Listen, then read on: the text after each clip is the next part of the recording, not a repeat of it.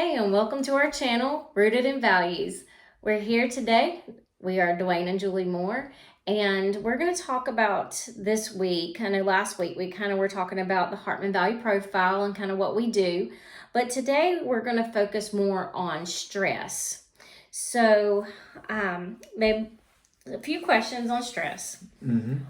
What is the Hartman Value Profile for those that didn't see last week's video, and how does it actually help with stress? The Hartman Value Profile is actually one of the only assessment tools that I've ever heard of that can actually measure stress. And that's what makes it unique. Not only can you talk about stress with the Hartman Value Profile, but you can actually measure it and put metrics around it. But for the people that may have missed, the Hartman Value Profile, it's actually kind of comes out of the philosophical world. So it's not a psychological test. It's not an intelligence test. It's a really, really unique assessment. And what it does is it's actually able to actually evaluate and measure your value system and how you place value on things. The reason that's important is because values are actually what you create decisions and actions out of. But when you get down to the stress side of it, and that's what we're focusing on today, and the Hartman Value Profile looks at a lot of things, but it's unique in the fact that it can look at stress. And the Hartman Value Profile, it's made up of two parts: the internal world and the external world. The internal world is kind of how you look at things inside yourself, and the external world is how you look at others around you, work, just things outside of you. And so not only can it measure stress, but it looks at stress internally and externally, so you can actually tell where the stress is coming from.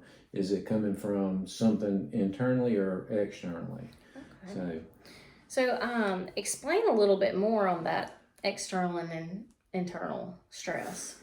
When you're looking at stress, and one thing that we do is if someone takes an assessment and it shows a lot of stress, the first thing we do is we really don't worry about the assessment because it skews the numbers so bad. What a lot of people don't understand is that stress is the number one enemy to good decision making. Yes. The worst thing a person can do is try to make a very important decision under high stress. And a lot of people wonder, what does stress do to you? It robs you of the energy. I don't know, if the people watching are, sometimes maybe you've, with your family or somebody, you've said something to somebody and it's just like they just kind of lost it. And you're like, well, it's not that big of a deal. It wasn't that as much as all the stress that was there. I tell people that stress, what it does to you, it's kind of like if you were to throw a blanket over the television and sit back and watch it, but you're not seeing the picture clear. And it makes everything distorted and very, very difficult for you. But on the internal side, it's going to be something that you're dealing with personally. It would be more like family type issues or some personal news that you are dealing with, a personal situation. It could be like personal finances. A lot of people stress over finances. And because they stress over finances, they make bad financial decisions, And on the external stress, it's going to measure things. It's going to be more like someone that that could be stressing you. It could be jobs. A funny thing about stress that I'll mention is they're saying now that Gen Z, that about 80% of Gen Z is going to work and they're already stressed when they get there. And we've seen some funny videos coming out about some of the young kids about just what's going on at work, and they flip out and stuff like that. And it's funny, but it's not funny because that's what's going to be in the workforce. And it's not funny for them either, because it shows you the internal chaos that they're dealing with, and plus, I don't know, it's like our culture has taught everybody to respond that way, but that's the thing is, it specifically shows you an inside and an outside stress. They're measurable.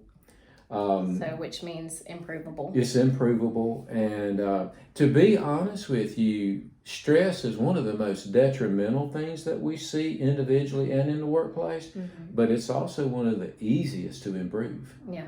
And that's pretty neat right there, because if you get the stress off of somebody or out of a situation, things clear up pretty quick. So there is hope.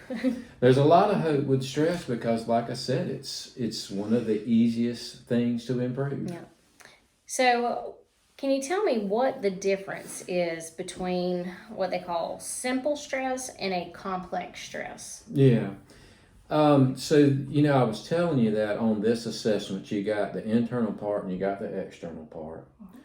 But on both internal and external, it measures simple stress, and it also measures what we call complex stress. Simple stress is something that is very easily identifiable. If we're looking at someone's assessment and the numbers, I put stress into like you got a person, they're slightly stressed, you got no stress, slightly stressed, getting to be more seriously stressed, and then chronically stressed. And when you get up in that serious stress range, the person is just not functioning properly. They're functioning, but everything they're doing is, like I said, it's trying to watch that television with a sheet thrown over it. You just can't see it clear. But simple stress, even if it's gotten really, really bad, it can be simple and be bad. It's just like if, here's an example of a simple stress, okay? They're going to turn your power off at the house today at 5 o'clock if you can't pay $500. That's serious. And here you are, you've been trying to come up with the money and you can't, but it's a simple stress in the fact that you know exactly what it is. If I ask you what's stressing you today, I need $500 by 5 o'clock.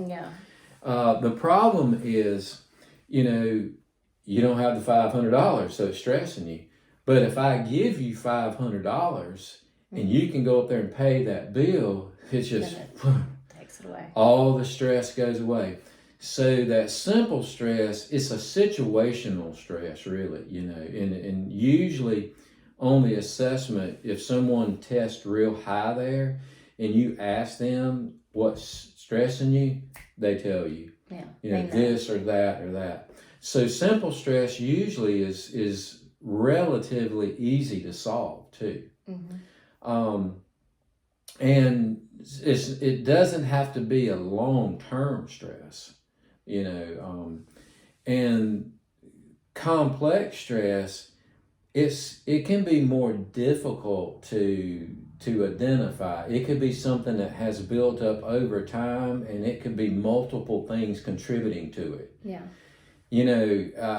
So you may have 5 things contributing to that complex stress, and so when I ask you, one doesn't just jump out and it's not so clear. And then, you also have something easily to solve stress and more difficult to solve stress. The more difficult to solve stress, although it may have started out as a simple stressor, and let me give you an example of that, okay? So a simple stress that has become a difficult to solve stress can eventually become a complex stress. And what I mean by that, let's put it into an example of like, you didn't have the money for your house payment this month, okay? That's a simple stress in the fact that if I ask you what it is, I can't pay my mortgage payment. And So that stress was very easy to identify. But if it goes on 3 months, and now they're talking foreclosure. So the first payment was more simple to resolve, and now we're looking at a more complex situation with, you got foreclosures and stuff like that. Simple stress, if we can identify it, we can do two things. We can either resolve it or try to figure out a way to resolve it. The complex stress, we may not have a solution to it. And I'm going to give you a really tough one so you can see what I'm talking about. If you get a diagnosis of someone in your family that's terminally ill, we can't just fix that. Yeah. Even like we could pay off and catch up the mortgage, and then we can deal with it. But with something like that, or if you have a terminally ill child, that is going to stress you to the max. It doesn't just disappear, and it doesn't have an easy solution to it. Right. So when we get into those complex type stressors, or something that's going to be long term, they start to wear on you. Yeah. And they really start to just tear you apart. And you have no more energy for anything. And that's when you feel like the world's coming to an end for you. But it is those places. It's just like your coffee cup. The longer the stress stays, the more it starts to fill up. And then one day it's just right here at the top. And anything else that comes into your life, you don't have patience for it, you don't have energy for it, you don't have anything. And so that's when your life begins to just flood out, and everybody begins to see the bad results of it. So coping skills, when you cannot solve the situation that's causing the stress, coping skills are your lifeline. You have got to learn how to use coping skills. That's one of the things that I think is going on with Gen Z. It's not the amount of stress. They've been helped a lot. Yeah. You could say enabled. I don't want anybody to get mad at me. But because they were never put into situations and left there to work out, they never figured out how to cope with a lot of things. Yeah. And so coping skills they're vital for survival in difficult situations. Yeah. Because the coping skills, when you learn how to utilize them, they begin to pull down the volume of stress, just like if we were taking coffee out of that cup. Then you've got room to pour another problem into. And that's why I said, if you had an employee or a spouse or somebody just blow up, it's probably not that moment. That cup's been filling up for a while. And so that's the difference between simple and complex stress. One is easily solvable. We can see a solution and put a plan in place. The other one is more complex.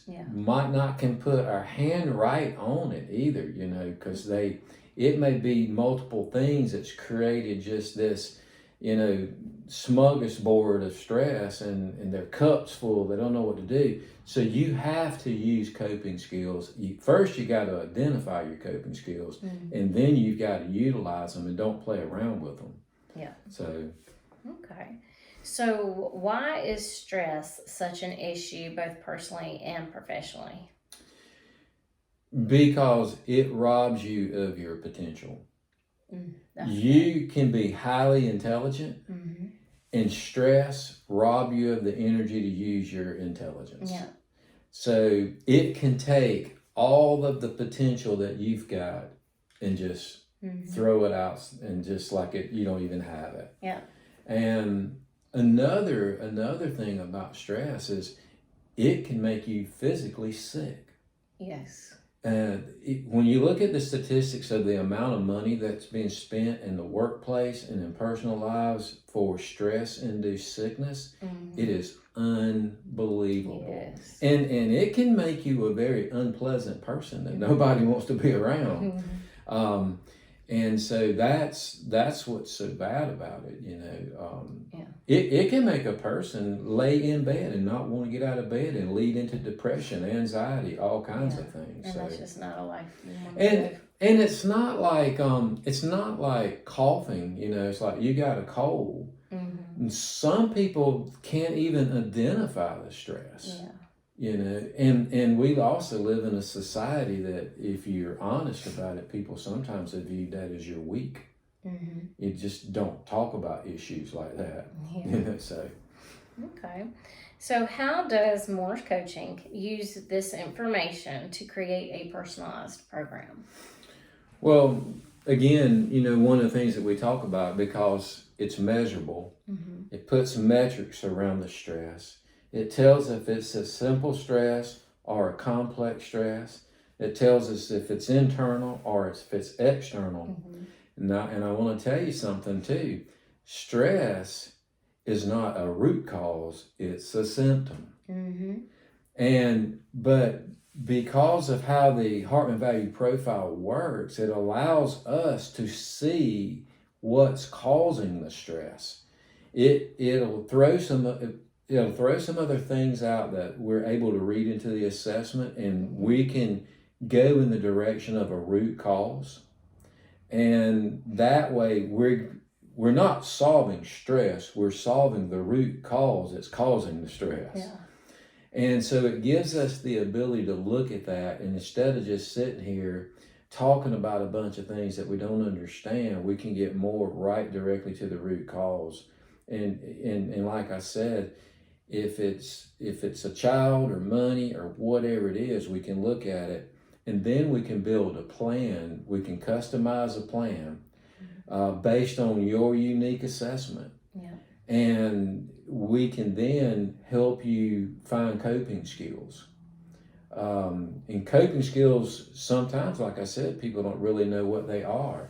It could be something as simple as listening to music, reading a book, taking a walk outside for a minute. And when you're doing that, again, remember, you're pulling that stress down. So we're able to not just talk about the stress and sit here and be a cheerleader. We're able to put metrics around it, look at it, see how serious it is. And then we're able to design a program that has those coping skills within it to help you start pulling it down. Because remember, we're not going to do a whole lot of work off of your assessment, because those numbers are skewed. And when the stress comes down, your assessment starts to clear up of who you really are.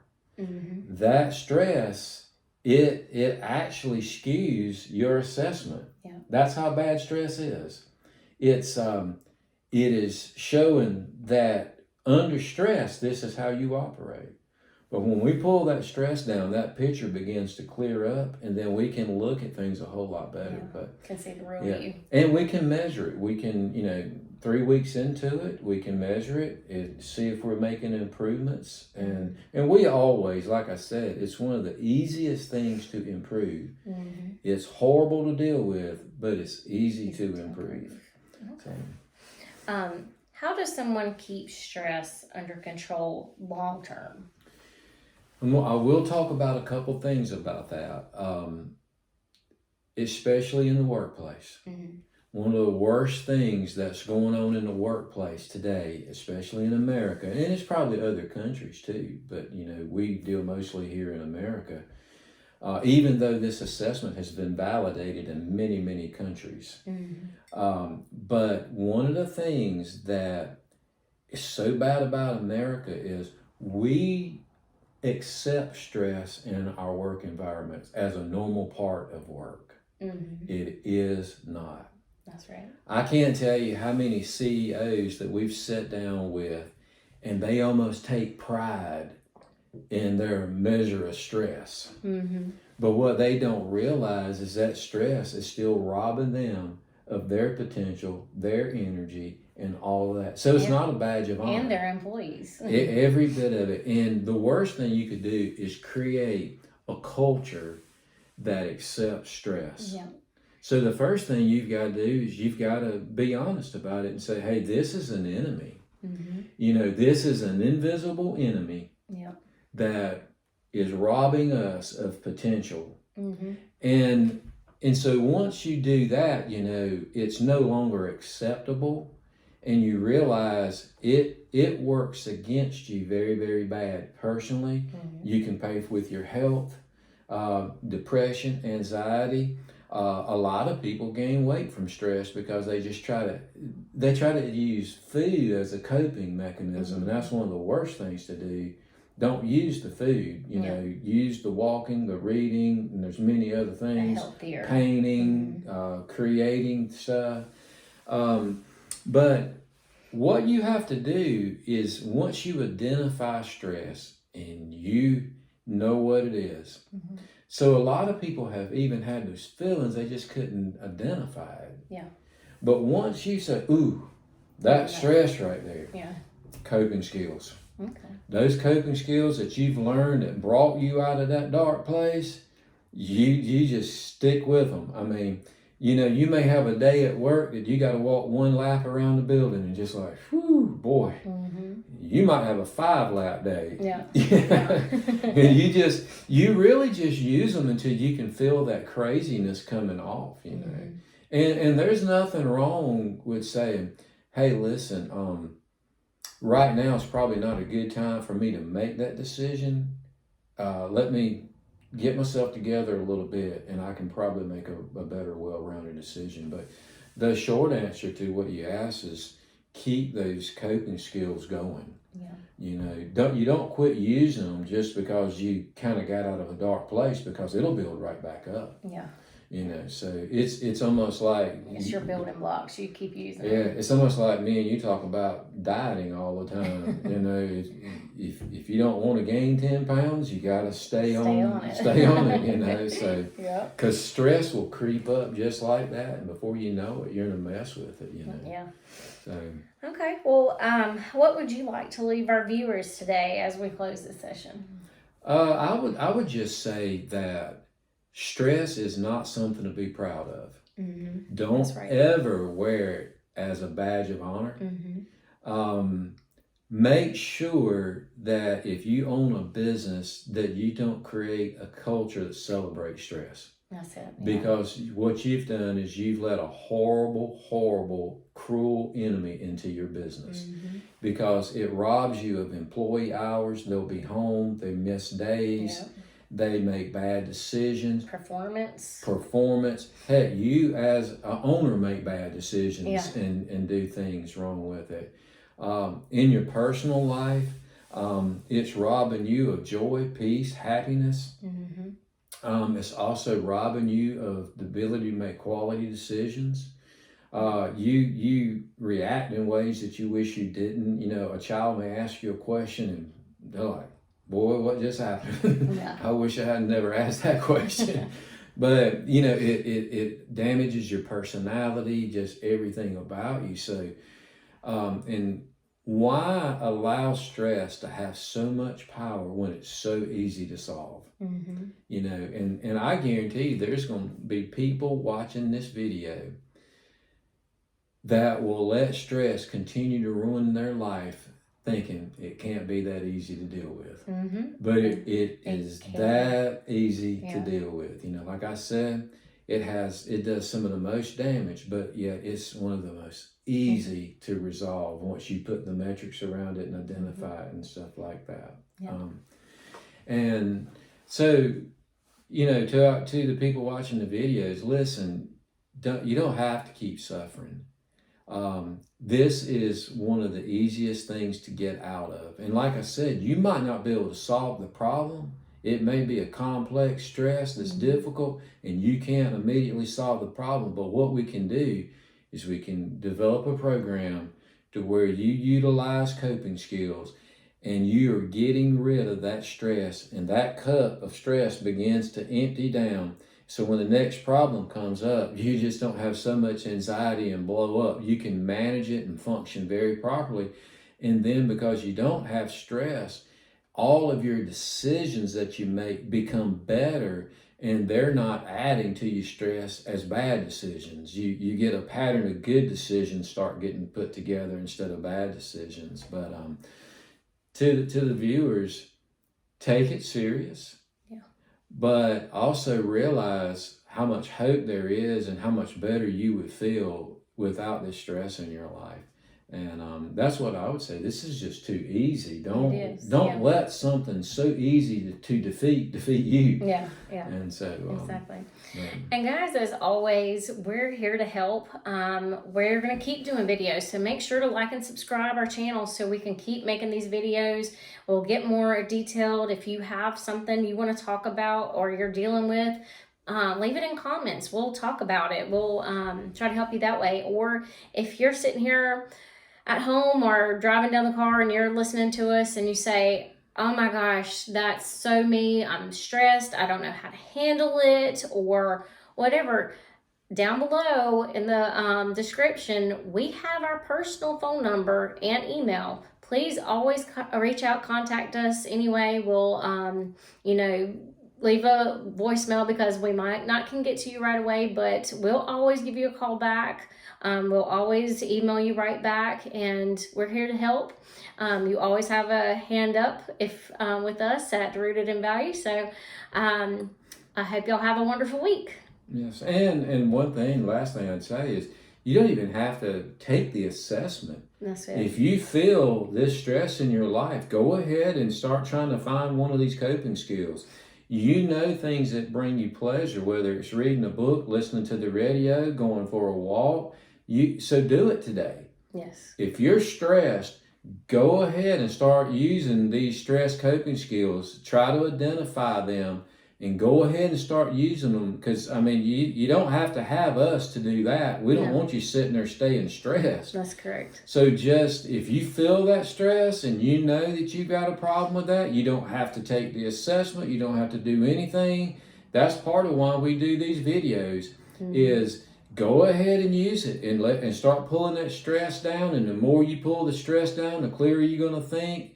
And keep using those things and get the stress off of you. Yeah, and knowing that your coping mechanism may not be the same as other people's, and that's okay. Going to the gym is a lot of people's stress relief. It is not for me. I stress. I do not want to go to the gym, but I love to go walk. I'm isolated. I go walk my little trail that I do, and it's for me. It's peaceful. The other one last week, we talked about somebody wanted a puppy or got a puppy, and that was their stress coping mechanism that helped in their situation. Again, that would stress me out. Too much responsibility I don't want in my life right now. So you've got to find what works best for you specifically, and not to add more stress on you. So, you just got to read what works good for you. And if you need, ideas, say, hey, I'm trying to do this. Again, leave comments. We'll reach out to you or email us, and we can, walk you through it. And it's just that easy. We're always here to help. Yeah, and thank you guys for spending time with us. And what we're trying to do is we're trying to give something to you every week. Yes. We're not sitting here saying, hey, send us some money and we'll tell you how to do things. That's not what we're doing this for. If you need more professional help, we're here.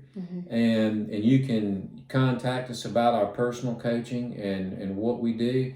But at the same time, like I told you today, you didn't have to spend any money to realize, hey, I can put these coping skills to work right now and start getting this stress off of me. Because that's what's most important to us, is we want you healthier. We want you doing better, more mentally sound, everything to clear up for you and just feel better as a person. But thank you for spending time with us. We hope we gave you something of value today that you can put to work in your life immediately and start feeling the impact of it. And if you do that, let us know. Because we want to give something of value away every week like that to help people improve their life. But thank you. Have a great week. Bye-bye.